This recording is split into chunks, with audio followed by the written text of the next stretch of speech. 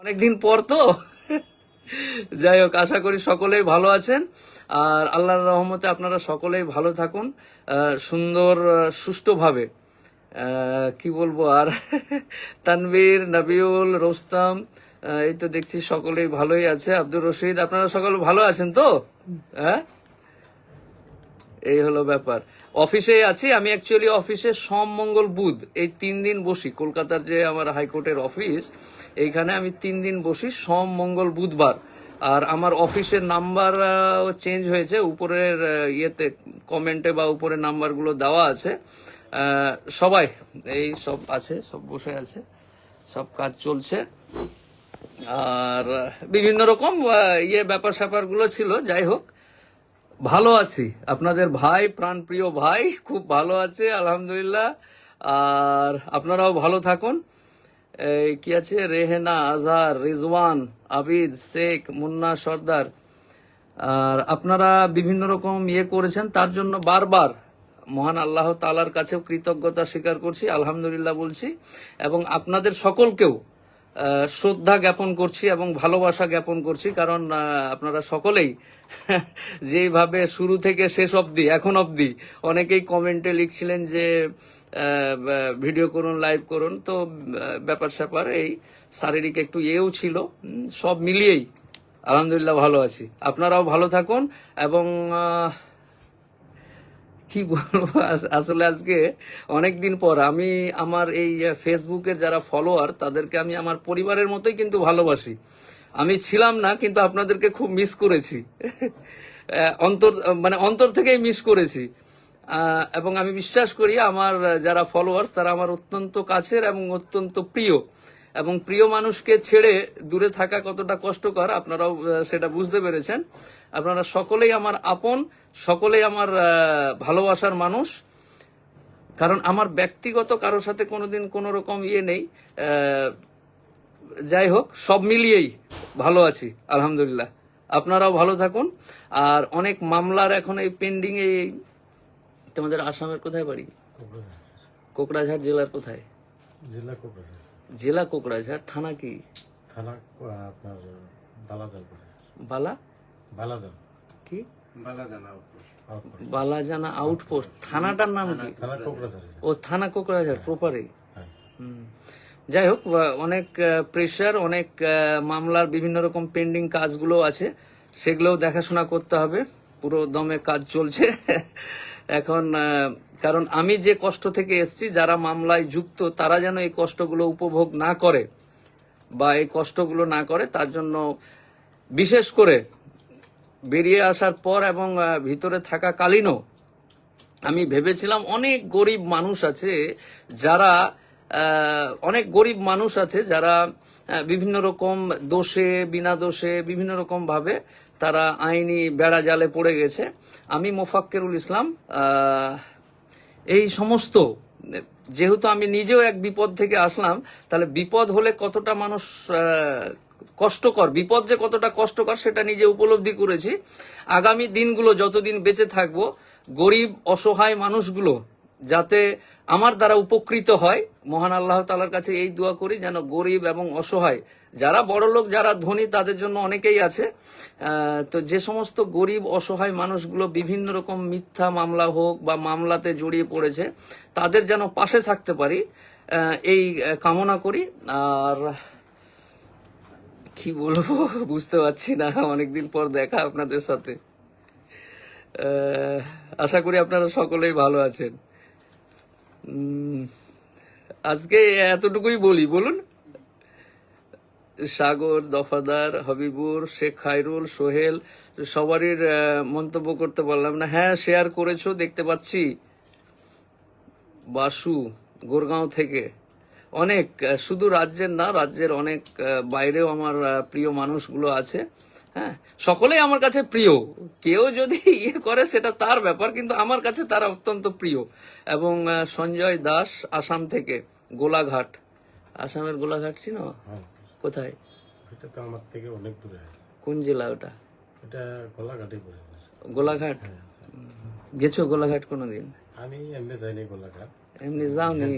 গুয়াহাটি থেকে গুয়াহাটি থেকে দূরে। আচ্ছা, যাই হোক, বিশ্বাস সাহেব ভালো থাকুন। আজকে এতটুকুই, শুধু আপনাদের এবং মহান আল্লাহ তাআলার শুকরিয়া আদায় করার জন্যই এইটুকু করলাম। পরবর্তীতে ইনশাআল্লাহ সবকিছু ঠিকঠাক থাকলে দেখা হবে আপনাদের সাথে। ভালো থাকুন। একটা কথা আপনাদের জেনে রাখা ভালো, সারা পশ্চিম বাংলায় তথা সারা ভারতবর্ষে যে সমস্ত এই মাদ্রাসা নামে প্রতিষ্ঠানগুলো গড়ে উঠেছে, এই মাদ্রাসা নামে প্রতিষ্ঠানগুলো এখানে আদর্শমূলক যে কিছু কোর্স মানুষকে শেখানো হয়, আর এই প্রতিষ্ঠানগুলো কেন্দ্র সরকার টাকা দেয় না, রাজ্য সরকার টাকা দেয় না, কোনো বিদেশি কোনো সংস্থা থেকে এই প্রতিষ্ঠানগুলো টাকা পায় না। এলাকার মানুষ যারা ইসলামকে ভালোবাসে, যারা ইসলাম দরদে, কোরআন ও হাদিসে বিশ্বাসী, এই সমস্ত দিনী মুসলমান ভাইরা তাদের মেহনতের পয়সা থেকে যে সংসার চলার পরে কিছু অবশিষ্ট টাকা থাকলে পরে তারা মুক্ত হস্তে এই মাদ্রাসাগুলো দান করেন বলে আজ ওই প্রতিষ্ঠানগুলো টিম টিম করে বেঁচে রয়েছে। প্রতিষ্ঠানগুলোর শিক্ষা কি হয়? আল্লাহর নবী 1450 বছর আগে বলেছেন যে একটা সন্তানের জান্নাত তার মা বাপের পায়ের নিচে।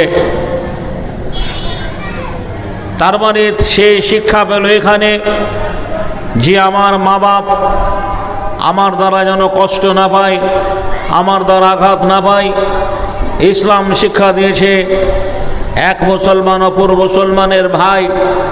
এখান থেকে শিক্ষা পেলাম যে আমাদের মধ্যে কোনো অশান্তি, ঝোর ঝামেলা, মারামারি থাকবে না। নবী বলেছেন ওই ব্যক্তি প্রকৃত মুমিন, প্রকৃত মুসলমান যে প্রতিবেশীর সঙ্গে সৎভাবে জীবনযাপন করলো। এই কথাটা কোনো প্রাইমারি স্কুলে শেখানো হয় না, হাই স্কুলে সিলেবাস নেই, কলেজে সিলেবাসগুলো নেই। আল্লাহর নবী মহানবী মুহাম্মদুর রাসূলুল্লাহ সাল্লাল্লাহু আলাইহি ওয়াসাল্লাম বলেছেন ওই ব্যক্তি প্রকৃত মুমিন যে প্রতিবেশীর সঙ্গে সৎভাবে জীবনযাপন করলো। প্রতিবেশী কটা ঘর নিয়ে প্রতিবেশী? আমরা ছোটবেলায় পড়েছি যে কয়েকটা বাড়ি নিয়ে একটা পাড়া, কয়েকটা পাড়া নিয়ে একটা গ্রাম, কতগুলো গ্রাম নিয়ে একটা গ্রাম পঞ্চায়েত, কতগুলো পঞ্চায়েত নিয়ে একটা ব্লক, কয়েকটা ব্লক নিয়ে একটা জেলা, কয়েকটা জেলা নিয়ে একটা রাজ্য, কয়েকটা রাজ্য নিয়ে একটা দেশ, যে কয়েকটা দেশ নিয়ে একটা মহাদেশ। এইভাবে যেমনি আমরা পড়েছি, মহানবী মুহাম্মদুর রাসূলুল্লাহ সাল্লাল্লাহু আলাইহি ওয়াসাল্লাম বলে গেছেন প্রতিবেশী বাড়ির আশপাশে 40 ঘর নিয়ে প্রতিবেশী। ধরুন এই চকসা, এই চকমহরম একটা গ্রাম, একটা বাড়ির যে আপনার পূর্ব পশ্চিম উত্তর দক্ষিণ এই 40 ঘর নিয়ে প্রতিবেশী। তাহলে আমার বাড়ির দক্ষিণে একটা অমুসলমান থাকতে পারে, একটা অন্য ধর্মের মানুষ যে সে বসবাস করতে পারে, সে আমার প্রতিবেশী। আল্লাহর নবী বললেন প্রতিবেশীর হক তোমরা আদায় করো, প্রতিবেশীর সঙ্গে সৎভাবে জীবনযাপন করো, যে তোমার অভাবে অনটনে আপদে বিপদে সব সময় প্রতিবেশীর সঙ্গে তোমরা ওতপ্রোতভাবে জড়িত থাকো। মা আয়েশাকে বলা হয়েছে, আয়েশা রে, যে বাড়িতে কোনো খাবার ভালো মন্দ রান্না হলে প্রতিবেশীর বাড়িতে তুমি পৌঁছে দেবে। তাহলে মাদ্রাসাতে এগুলোই শেখানো হয়। তার মধ্যে ধর্মীয় কিছু কথা রয়েছে, যেমনি আমাদের ইসলাম ধর্মের যেগুলো ফরজ না করলে সে মুসলমান থাকবে না, যে নামাজের বিধান, যে একটা মুসলমান হতে গেলে তাকে নামাজ পড়তে হবে, এই শিক্ষা দেওয়া হয়। আল্লাহর নবীকে সাহাবীরা জিজ্ঞাসা করলেন, ও আল্লাহর নবী আপনি বলুন মুসলমান আর অমুসলমানদের মধ্যে পার্থক্য। মহানবী মুহাম্মদুর রাসূলুল্লাহ সাল্লাল্লাহু আলাইহি ওয়াসাল্লাম বলে গেছেন, ও সাহাবীরে শুনে নাও, মুসলমান যারা হবে সালাত কায়েম করবে, অমুসলমানদের মধ্যে সালাত থাকবে না, নামাজ থাকবে না। তাহলে এই নামাজে কি প্রশিক্ষণ দেয়, নামাজে কি ট্রেনিং দেয়? আজান হয়ে গেল কখন? ফজরে মুয়াজ্জিন আজান দেয়, হাইয়া আলাস সালাহ, হাইয়া আলাল ফালাহ, আসসালাতু খায়রুম মিনান নাওম। এই চক মহরম গ্রামবাসী একটাই ধরুন মসজিদ, আজান হওয়ার সঙ্গে সঙ্গে আজান শুনতেই নামাজ পড়তে গেলে তৈয়ার হয়ে যাও মুসলমান। মুসলমান, তোমার আখলাক, তোমার আদর্শ, তোমার নৈতিক দিক আজান শোনার সঙ্গে সঙ্গে তোমাকে মসজিদে যেতে হবে। কেননা তুমি আল্লাহর বান্দা, আল্লাহর দাসত্ব করার জন্য, আল্লাহর তুমি বান্দা, তার বন্দেগী করার জন্য মসজিদে যেতে হবে। তাহলে আমরা ফজরে যাই, যে পূর্ব পাড়ার মানুষ, দক্ষিণ পাড়ার মানুষ এক অপরের সঙ্গে গত মা কালকে যে সন্ধ্যের একটু আগে মাঠে জমিতে পানি দেওয়া করে ঝামেলা হয়েছে, অশান্তি হয়েছে, মারামারি হয়েছে, আপনার সঙ্গে মসজিদে দেখা হয়ে গেল, ইমে তাকবীর হয়ে গেছে, আপনি আমার পাশে কাঁধে কাঁধ মিলিয়ে আমার পাশে পায়ে পা ভিড়িয়ে নামাজে দাঁড়ালেন। এই নামাজ থেকে আমরা কি শিক্ষা পাই লক্ষ্য করে দেখুন। আপনার মধ্যে আমার মধ্যে আর ঝামেলা থাকবে না, বন্ধুরে আমার ঝগড়া থাকবে না, জি আর রাগ থাকবে না, আর কোনো গোসা থাকবে না। আপনার সঙ্গে আমার জোহরে দেখা হলো একই জায়গায় আল্লাহর ঘরে, আসরে দেখা হলো আল্লাহর ঘরে, একই সময় আবার মাগরিবে দেখা হলো, এশায় দেখা হলো। যে জাতির এত নিয়ম শৃঙ্খলা, আজ কেন বলুন আমরা সেই জাতির মধ্যে এত দ্বন্দ্ব, এত মারামারি? কত সেদিন যদি প্রফুল্ল চাকি, মাস্টারদার, সূর্য সেন, এদের মধ্যে এইরকম আদর্শ থাকতো, যে আদর্শ পশ্চিমবাংলার সনাতনী হিন্দু ভাইদের রয়েছে, এইরকম চরিত্রের যদি তাদের চরিত্র হতো, কোনদিন ভারতবর্ষ স্বাধীন হতো না। একজন তাদের মহান নেতা বলেছেন, মাদ্রাসা শিক্ষা করে কোনো লাভ নেই, মাদ্রাসায় লেখাপড়া করে কোনো লাভ নেই, কোনো লাভ হবে না, মাদ্রাসায় ডাক্তার ইঞ্জিনিয়ার হয় না। আমরা জানি মাদ্রাসায় ডাক্তার ইঞ্জিনিয়ার হয় না, ইঞ্জিনিয়ারিং হওয়ার জন্য ইঞ্জিনিয়ারিং পড়তে হয়, ডাক্তারি হওয়ার জন্য ডাক্তারি লাইনে পড়াশোনা করতে হয়, যে টেকনিক্যাল লাইনে পড়তে গেলে ITI করতে হয়, এটা আমরা জানি। কিন্তু সব জায়গায় সব শিক্ষা হয় না। এখানে এক জায়গায় লেখা আছে যে বস্ত্রালয়, এখানে লেখা আছে যে বস্ত্রালয়। এখন সেই বস্ত্রালয়ের দোকানে গিয়ে যদি কেউ বলে যে আমি এখানে লোহা নেব, 1 কুইন্টাল রড নেব, সেখানে পাবে না। তাহলে লোহা নিতে গেলে তাকে হার্ডওয়ার্সের দোকান যেতে হবে, সিমেন্ট নিতে গেলে হার্ডওয়ার্সের দোকান যেতে হবে, কাপড় নিতে গেলে তাকে বস্ত্রালয়ে যেতে হবে, সোনা নিতে গেলে তাকে যেখানে জুয়েলার্সে যেতে হবে। অনুরূপ ধর্ম শিক্ষাটা সম্পূর্ণ আলাদা। সারা পশ্চিমবাংলা তথা ভারতবর্ষ তথা এশিয়া মহাদেশে, সারা ওয়ার্ল্ডে, সারা বিশ্বে, সারা পৃথিবীতে যে সমস্ত মাদ্রাসাগুলো রয়েছে, এখানে ধর্মীয় শিক্ষা দেওয়া হয়। ধর্মীয় শিক্ষায় কি বলা হয়েছে? যেমনি মা বাপের পায়ের নিচে একটা ছেলের জান্নাত, তাই বিশ্বের কোনো সাংবাদিক, কোনো মিডিয়া প্রমাণ করতে পারবে না যে মাদ্রাসায় পড়া একজন হাফেজ, মাদ্রাসায় পড়া একজন আলেম, মাদ্রাসায় পড়া একজন মৌলানা, তারা বৃদ্ধ বাপ মাকে বৃদ্ধাশ্রমে রেখে এসছে। কেননা তারা জানে যে আমার বাপ মা আমাকে কষ্ট করে পড়িয়েছে, আমার কোরআন বলেছে মা বাপের পায়ের নিচে ছেলের সন্তানের জান্নাত, তাই তারা মা বাপের প্রতি শ্রদ্ধা ভালোবাসা দেখায়। দ্বিতীয়ত হচ্ছে ইসলাম ধর্মে তথা কোরআনে আল্লাহ রাব্বুল আলামিন মদ হারাম করেছেন।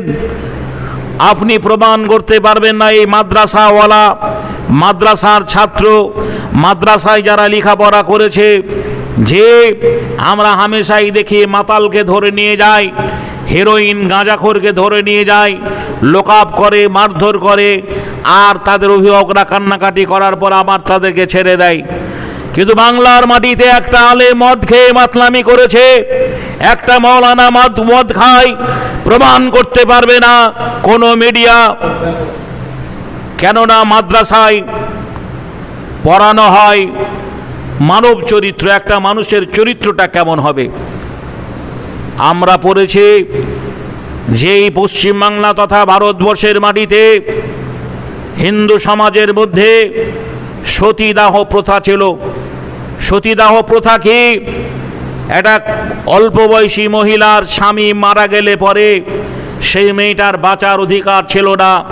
তার স্বামীর চিতায় জ্যান্ত অবস্থায় মেয়েটাকে হাত পা বেঁধে ফেলে দেওয়া হতো, একে সতীদাহ প্রথা বলে।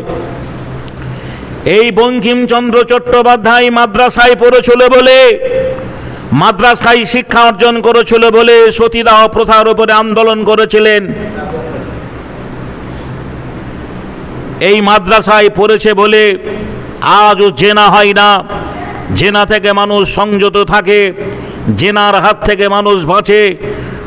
আমার ধর্মে বলা হয়েছে একটা প্রতিবেশীর সঙ্গে সৎভাবে তোমাদের জীবনযাপন করতে হবে। বাড়ির আশপাশে 40টা ঘর নিয়ে প্রতিবেশী, এই 40টা ঘরের আশপাশে অন্য কোনো সম্প্রদায়ের মানুষ, সে বিধর্মী হতে পারে, অন্য ধর্মের মানুষ হতে পারে, সে আমার প্রতিবেশী। এই মাদ্রাসায় শেখানো হয় প্রতিবেশী তোমার আপনজন, প্রতিবেশীর দুঃখে, প্রতিবেশীর আপদে, প্রতিবেশীর বিপদে তুমি অতপ্রতভাবে জড়িত থাকবে। প্রকৃত মুমিন নামাজ পড়নেওয়ালাকে প্রকৃত মুমিন বলেনি, রোজা করনেওয়ালাকে প্রকৃত মুমিন বলেনি, যে দান করনেওয়ালাকে প্রকৃত মুমিন বলেননি। এই মাদ্রাসায় যেটা পড়ানো হয়, আমার ধর্মের মহান নেতা মুহাম্মদুর রাসূলুল্লাহ সাল্লাল্লাহু আলাইহি সাল্লাম 1500 বছর আগে বলে গেছেন, প্রতিবেশীর সঙ্গে যে সৎভাবে জীবনযাপন করে সে হলো আসলে মুমিন, সে হলো আসলে মুমিন। যে মাদ্রাসা সঙ্গ করতে জানে না, মাদ্রাসায় জীবনে মাদ্রাসা কে জিনিস দেখেনি, মাদ্রাসার বারান্দায় পা দেয়নি, মাদ্রাসা সম্পর্কে যার ধারণাই নেই, সে মাদ্রাসা সম্পর্কে কি বুঝবে? তাহলে তাকে মাদ্রাসায় পড়তে হবে, মাদ্রাসায় অ্যাডমিশন নিতে হবে, মাদ্রাসায় ভর্তি হতে হবে, মাদ্রাসায় ভর্তি হয়ে মাদ্রাসায় দাস দিতে হবে, পড়াশোনা করতে হবে। যে মাদ্রাসায় কি শেখানো হয়? মাদ্রাসায় শেখানো হয় দেশপ্রেমিক, জি দেশ মাদ্রাসায় শেখানো হয় জি ভালোবাসার প্রতীক। আল্লাহ রাসূল বলেছেন যে রাস্তা থেকে একটা কষ্টদায়ক কাঁটা সরিয়ে দিলে পরে এটা তুমি নেকি পাবে, এটাই তুমি নেকি পাবে। জি এটা মাদ্রাসায় শেখানো হয়, এটা মাদ্রাসায় পড়ানো হয়, এটা মাদ্রাসায় শেখানো হয়। আর কিছু মানুষ মাদ্রাসা নাম শুনলেই গা জ্বলে যায়, তারা মাদ্রাসাতে সন্ত্রাসী শিক্ষা হয় এটাই ভাবে। আপনি সারা পশ্চিমবাংলা তথা ভারতবর্ষে, এশিয়া মহাদেশের একটা প্রতিষ্ঠান দেখাতে পারবেন না যেখানে বোমা বারুদ পিস্তল রয়েছে, যেখানে প্রশিক্ষণ দেওয়া হয়, ট্রেনিং দেওয়া হয়। আরে যে দেশের মুখ্যমন্ত্রী তার পিকে মুখ্যমন্ত্রী হওয়ার আগে মেরে দেওয়া হয়েছে, আমরা সোশ্যাল মিডিয়ায় দেখলাম, মনে হয় এই ধরা পড়বে, এই ধরা পড়বে, ধামাচাপা দেওয়া হয়ে আসল রহস্য এখন উদ্ঘাটন হলো না। সুবহানাল্লাহ, উদ্ঘাটন হলো না, ধরা পড়েনি ভাই গো। কিন্তু সেই যুগে 4 চাকা ছিল না, কি ছিল? মরুভূমির জাহাজ, উটকে বলা হয়। জি এক দেশ থেকে আর এক দেশে উটের পিঠে যেতে হতো। ওমরকে চিঠি লিখেছিলেন কে? খ্রিস্টান বাদশা। একটা সভাতে ডাকা হয়েছিল, আহ্বান করা হয়েছিল যে আপনি আসেন। উটের পিঠে চড়লো ওমর, আর লাগাম আগে ধরে নিয়ে যেতে লাগলো কে?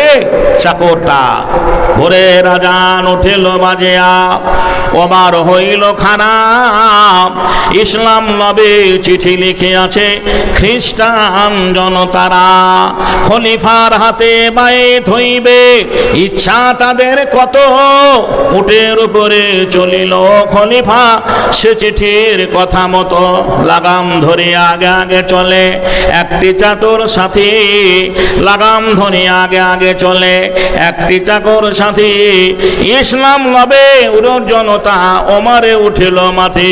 কিছু দূর গিয়া ওমরে ফারুক চাকরে ডাকিয়া কয়, উঠে এসো তুমি, লাগাম ধরে বয়ামি বিশ্বের বিস্ময়।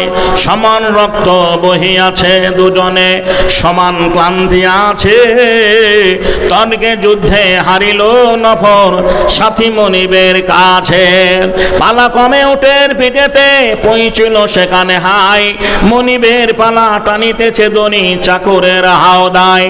সমবেত লোক ছুটিয়া আসিল, সমবেত লোক ছুটিয়া আসিল, খলিফা ভাবিল তারে, খলিফা দাঁড়ায় টানা হাতে দূরে ঘোর মিত কলবরে। নফরে ডাকিয়া কয়, নফরে ডাকিয়া কয়, ঘুমাই ঘুম ধরে আমার। আমিরুল মুমিনিন যখন সেই সভায় গেলেন, লাগামটা ধরে আর উটের উপরে চলে আসে চাকরটা, সবাই তাকে সালুট জানাচ্ছে, শ্রদ্ধা করছে। চাকর বলছেন, জনগণ শুনে নাও, প্রতিনিধি আমি নই, আজকের যিনি প্রধান অতিথি, এই সভার যিনি প্রধান অতিথি, যে লাগাম ধরে গেটে দাঁড়িয়েছে উটের লাগাম ধরে, এই হচ্ছে আপনাদের প্রধান অতিথি। বিশ্ববাসীকে মুসলমান তোমার আখলাক, তোমার চরিত্র, তোমার আদর্শ জানিয়ে দেওয়া হয়েছে। আজ সেই আদর্শ যদি মুসলমান আমার মধ্যে থাকতো, তাহলে এক অপরের প্রতি আমরা হিংসা ভাব আমাদের থাকতো না। পৃথিবীর মাটিতে আজকে সবচেয়ে মুসলমানরা হিংসুটে, এরা এত হিংসুটে ভাষায় বলা যায় না। আমি প্রমাণ যদি দিই একটা একটা করে, আমি বাংলা আজকে বক্তা নই। 1992 সালের 6 ডিসেম্বর বাবরি মসজিদ ভাঙার পরে আমি ইসলাম কবুল করেছি। আমি কায়দাম পাড়া পড়ি, তখন থেকে বক্তৃতা করি। পশ্চিম বাংলার যারা বাহা বক্তা, যাদেরকে দেখে মানুষ ভয় করত, যাদেরকে দেখে সালাম দিতে ভয় পেত, সেই সমস্ত আলেমদের সঙ্গে আমি বক্তৃতা করেছি। এখানে ছিলেন গঙ্গা প্রসাদী মৌলানা জি, আপনার ওই জঙ্গিপুরে থাকতেন আবুল কাসেম, যিনি বুখারীর সারা বাংলায় লিখেছেন। ওই আবুল কাসেম তখন দাপুটে বক্তা, যার সামনে আলেমরা কথা বলার লোক ছিল না। আমি তার সঙ্গে বহু মঞ্চে ঘুরেছি। গোলাম আহমেদ মুর্তজা বক্তা সম্রাট 93 বয়সে যখন শেষ জলসা করলেন ঘুরিসা মাদ্রাসায়, উনি বললেন, আমার 93 বয়স রানিং চলছে, আমি কি আর অত বলতে পারবো? আমার ছেলে হাবিবুল্লাহ আছে, আমার পরে পরে বলবেন। কমিটি বলল, না, ওনার পরে, আপনি ওনার পরে বলবেন। যাই হোক, ওনার আমি রিকোয়েস্ট করে আমি আগে আধ ঘন্টা 1 ঘন্টার মতো টাইম নিলাম। উনি ওটাই শেষ জলসা মনে হয় করেছিলেন।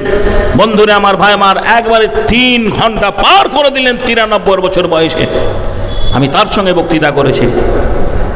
কিন্তু কি জানেন, আজও আছে বক্তৃতা মঞ্চে, জি, কিন্তু বলে ও কি জানে হাবিবুল্লাহ।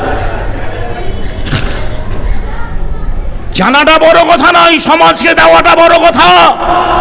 আমরা ট্রেন বাসে সফর করি, অনেক জায়গায় ট্রেনে আমাকে, আমি আসামে যাই, আসামের দিকে জলসায় যাই, আমাকে বাড়িতে বলে, আপনি রিজার্ভেশন করে যান না কেন? বলে, টাকা রোজগার করার জন্য যাবো, যদি অর্ধেক টাকা আমি ঠিক রেলকেই দিয়ে দেবো, তাহলে বাড়ি তোমাদের কি নিয়ে এসে দেবো? আমি চালু ডিব্বায় যাই, ভিড়ে, হাজারো ভিড়ে, যে আমাকে দেখে বলে, মৌলানা এখানে বসুন, আপনার জন্য ওখানে সিট রেখেছি, চলুন। বলে, ভাই, বলে, ওই দিন আপনার বক্তব্য শুনেছি, এই বড় বড় আমার থেকে বড় দাড়ি, হাত দুটো ধরে বলছেন হাও হাও করে, মৌলানা সেই যে নামাজ ধরেছি আজও নামাজ ছেড়ে দেয়নি। আমি বলি যে আমার চেহারার সঙ্গে আপনার চেহারার মিল কেন হলো না? কত সময় বলেছিলাম, কে আপনাকে সেক্রেটারি করেছে? কিসের সেক্রেটারি? আপনি মা মসজিদের সেক্রেটারি দায়িত্ব নিয়েছেন, মুখে দাঁড়িয়ে নেই কেন? পরে ইমাম সাহেব আমাকে বলছেন, ভাই মনে হয় আমাকে তাড়িয়ে দেবে। বলে, এই হক কথা বলেননি বলে আর সমাজের পরিবর্তন হয়নি। রুজির মালিক আল্লাহ, ভরসা আপনার নেই। ইমামতিটা আপনার আল্লাহর রুজি নয়। হাজারো আলেম ইমামতি করে না, দুনিয়াতে বেঁচে আছে, ব্যবসা করুন। অনেক এখন মানুষ বলছে যে ইমাম ভাতা বন্ধ হয়ে গেছে, আলেমরা খেতে পাবে না। এর আগে ইমাম ভাতা ছিল না, তো আলেমরা খেতে পায়নি।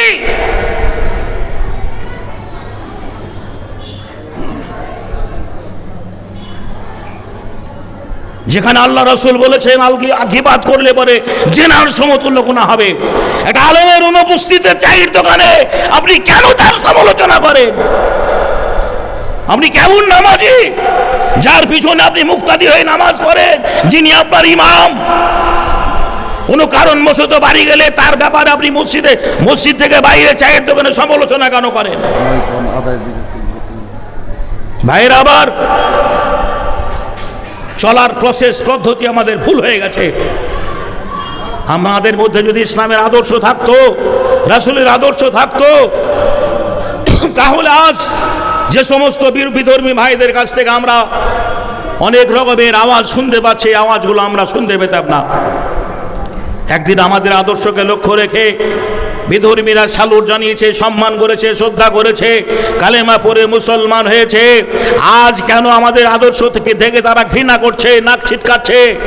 আমরা ইসলাম থেকে সরে গেছি বলে। যাতে ইসলাম থেকে সরে না যায়, যাতে মানুষে আবার আল্লাহর দ্বীনকে ভালোবাসে, আল্লাহর ডাকে ফিরে আসে, যার জন্য এই মাদ্রাসাগুলো করা হয়েছে। এখানে কি বলছেন, যেখানে চুয়াপুকুর মাদ্রাসা রয়েছে, এখানে মাদ্রাসা রয়েছে, এইরকম হাফসা মাদ্রাসা রয়েছে, বহু প্রতিষ্ঠানগুলো রয়েছে যেখানে ইসলামের আদর্শ প্রসঙ্গে শেখানো হয়। অমুসলমানরা না জেনে না বুঝেই তারা খারাপ মন্তব্য করেন, তাদের দাওয়াত দেওয়া উচিত। আপনারা আসুন, প্রতিষ্ঠান দেখে যান যে কি পড়ানো হয়। আল্লাহ রাব্বুল আলামিন আমাদের বুঝার তৌফিক দান করেন, জোরে বলুন আমিন। আমি এইরকমই একটা মাদ্রাসায় এই চাহা মাদ্রাসায় পড়েছিলাম বলে যে দুটো কথা বলার সুযোগ পেয়েছি। যদি না পড়তাম তাহলে রাজমিস্ত্রি করতে হতো। বন্ধুরা আমার, ভাইরা আমার, তাই এই প্রতিষ্ঠানকে বাঁচাতে হলে আপামর জনগণ যারা মাইকের আওয়াজ শুনতে পাচ্ছেন, আপনাদের পায়ে ধরে বলবো আপনারা সামনে আসুন। বিশেষ করে গ্রামের মানুষ যারা এই প্রতিষ্ঠান দায়িত্ব নিয়ে করেছেন, যে আপনাদের গ্রামের গৌরব, গ্রামের ঐতিহ্য, আজকে সেটা মাথায় রেখে আমি আগেই বলেছি বক্তৃতার প্রারম্ভে, এই মাদ্রাসার কেন্দ্র সরকার টাকা দেয় না, রাজ্য সরকার টাকা দেয় না। পরিকল্পিতভাবে যে আপনার কি বলছেন চক্রান্ত চলছে, যাতে আগামী দিনে আমাদের এই প্রতিষ্ঠানগুলো বন্ধ হয়ে যায়, সেই দিকে লক্ষ্য রেখে আমরা আসি। যে আজকে এই দিনী প্রতিষ্ঠানের দিকে লক্ষ্য রেখে কত ইয়াতীম অনাথ সন্তান এই মাদ্রাসায় লেখাপড়া করে, পাঠরত করে। ভাই গো, আমরা মুক্ত হস্তে তাদের দিকে লক্ষ্য রেখে এই মাদ্রাসায় আমরা দান করে যাই।